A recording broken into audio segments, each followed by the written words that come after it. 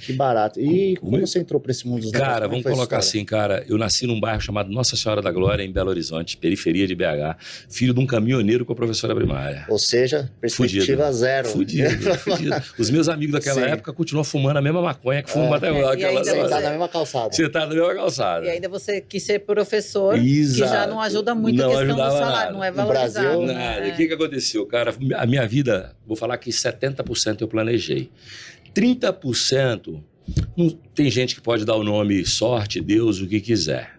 Mas você sabe que eu também acredito na sorte. Entendeu? Depois eu vou explicar por quê. Porque tem gente que fala, não é sorte, é competência. A gente acredita sim em sorte. Eu acredito e eu conto por quê depois e como que ela aparece. Mas aí assim, ó, nasci lá, eu sabia que aquele não era o meu lugar. Né? Eu olhava para aquilo e falava, cara, o que eu tô fazendo aqui? Mas eu não sabia por quê, irmão. Não sabia. Fui pro Exército, 12º Batalhão de Infantaria, fiquei um tempo, saí de lá. Minha mãe era professora, porra, eu era um cara... Aí eu fui dar aula. Fui dar aula numa escola chamada Escola Estadual Padre Matias, que era a primeira que eu já estava saindo da faculdade. E depois fui dar aula em vários lugares, mas eu falava, porra, meu, não ganho grana com isso. Mas você sempre acreditou na educação? Sempre.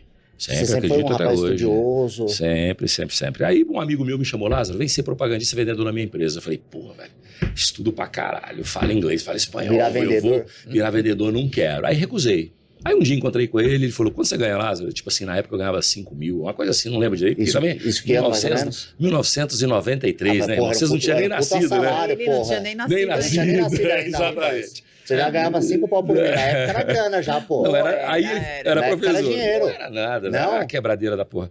Não, tudo bem, tinha um carro, entendeu? Mas tá certo. Aí, duro. Mas 18 anos, pô, duro, zero. Duro lá. Aí eu falei, eu recusei. Depois eu falei, liguei pra ele, falei, cara, eu quero esse negócio aí, bicho. Quanto ganha? Ele falou, tipo uns 9, o dobro. Eu falei, porra, eu quero isso.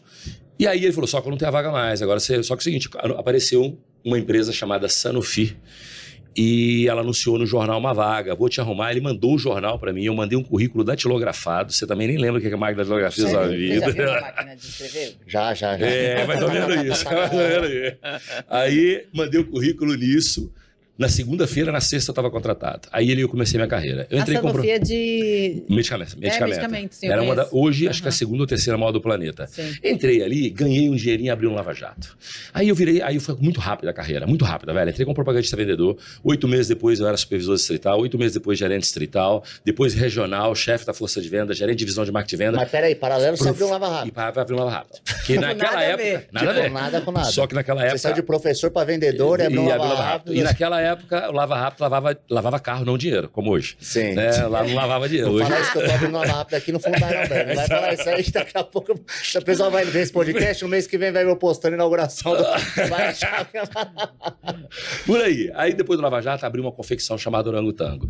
E aí depois comecei a mexer com compra e venda de carro. Então eu sempre fui um executivo e um intraempreendedor. Eu sempre tive CNPJs, meu primeiro CNPJ com 21 anos de idade. E eu tinha na minha cabeça o seguinte, eu vou viver com dinheiro executivo, vou ficar rico com dinheiro de empresa. E foi muito rápido a carreira, velho. Logo depois eu fui para a Natura, fiquei 2 anos morando na Argentina, 2 anos no Brasil. Aí um headhunter me liga e fala, cara, o mercado tá falando que você é foda pra caramba, tem um grupo brasileiro, tá a fim de voltar pro Brasil? Você novo ainda? Eu novo. Aí eu já tava com 36 anos de idade. Vamos lá, foi muito rápido, assim. Fiquei 10 anos na indústria farmacêutica. Sim.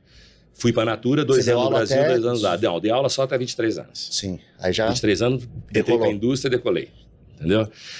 Aí, tipo assim, com 30 anos já morava no Rio de Janeiro, em cobertura minha, de frente pro mar, tudo pago, sem dívida, diferente de Alphaville, todo mundo, tudo, né, tudo mora de aluguel. Você fala que a casa dele, né? Pega carro do amigo e posta. Compra carro com cota, velho, pelo amor de Deus. Mas tem isso mesmo? Tem também. Porra, o cara compra o Porsche 4 pessoas dividindo.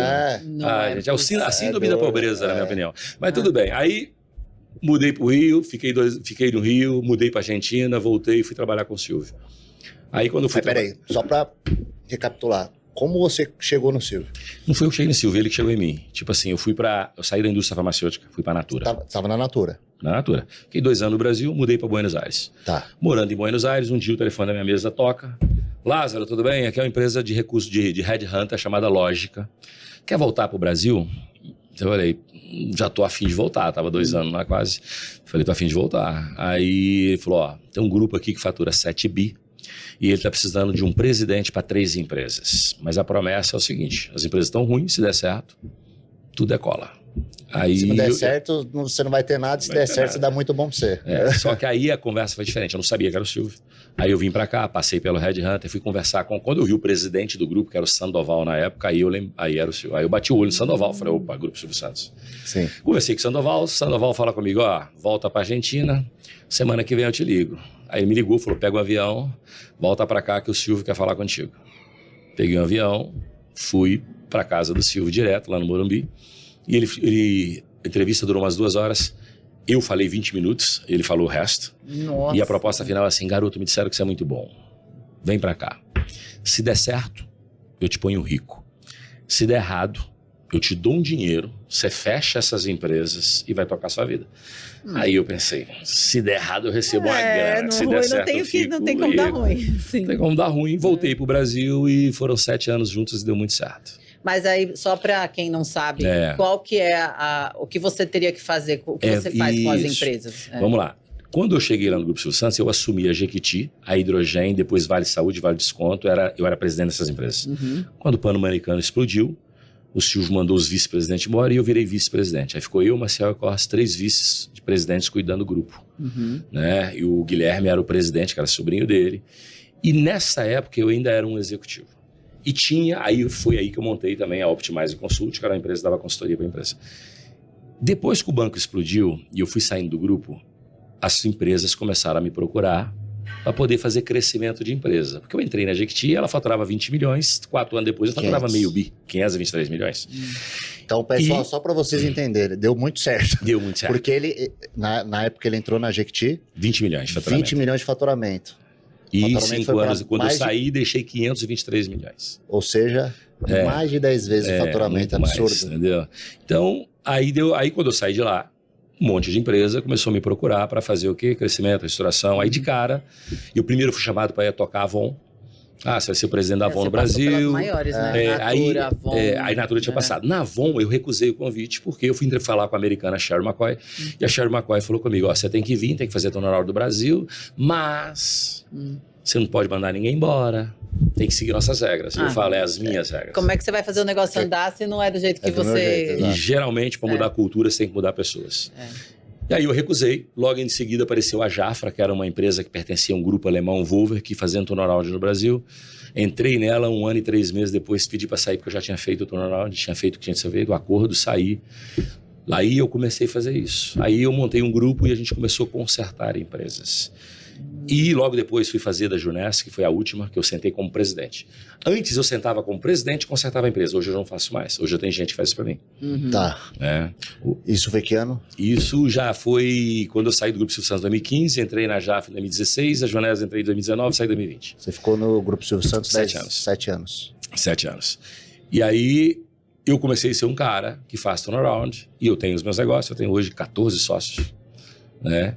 E eu tenho um grupo que é especialista em fazer, que chama Grupo Optimizing, que lá dentro a gente tem contabilidade, auditoria, jurídico focado em tributário, jurídico focado em stressing, É uma consultoria 360. 360. Aí, se somar tudo, a gente passa de 400 funcionários. Caramba. Entendeu? Aí é robusto. A gente Sim. faz qualquer tipo de coisa. De Então turnaround lá dentro. expandiu. Começou com você Começou com eu empresa e hoje tem um grupo, eu expandiu. tenho 2 sócios, inclusive todos os 2 treinam aqui também. Ah, é? É. Depois você me apresenta. Então, né? adianta.